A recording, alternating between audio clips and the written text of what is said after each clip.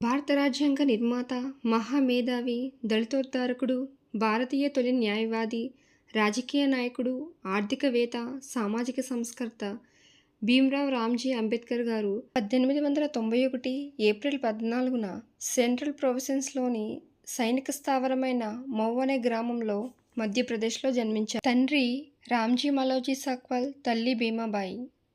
1906లో అంబేద్కర్ గారికి దాదాపు 15 సంవత్సరాల వయసులో రమాబాయితో వివాహం జరిగింది. ఆమె అనారోగ్య కారణంతో 1935లో మరణించారు. అంబేద్కర్ గారికి 56వ ఏట 1948లో సవితా అంబేద్కర్ గారితో రెండవ వివాహం జరిగింది. అంబేద్కర్ గారికి యశ్వంత్ అనే కుమారుడు కలడు. ముంబై విశ్వవిద్యాలయంలో BA, MA చదివారు. కొలంబియా విశ్వవిద్యాలయం నుండి MA, PhD చేశారు. లండన్ స్కూల్ ఆఫ్ ఎకనామిక్స్లో MSc, DSc చేశారు.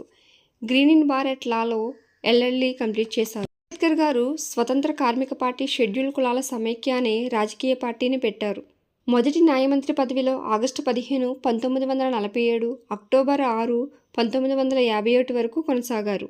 ముంబై రాష్ట్రం నుండి రాజ్యసభ సభ్యుడి పదవిలో ఏప్రిల్ 3, 1952 నుండి డిసెంబర్ 6, 1956 వరకు కొనసాగారు.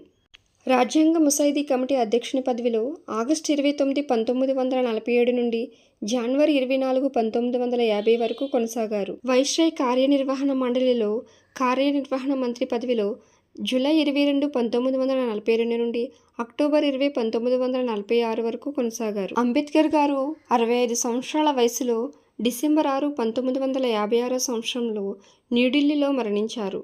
వీరు చేసిన సేవలకు గాను భారత ప్రభుత్వం అత్యంత ప్రతిష్టాత్మకమైన భారతరత్న అవార్డును వీరి మరణాంతరం ప్రదానం చేశారు. అంబేద్కర్ గారి జీవిత చరిత్రను పూర్తి వివరాలతో తెలుసుకోవాలి అనుకుంటే నా ఛానల్లో పూర్తి వివరాలతో వీడియో అప్లోడ్ చేయడం జరిగింది. ఒకసారి నా ఛానల్కి వెళ్ళి వీడియో చూడండి.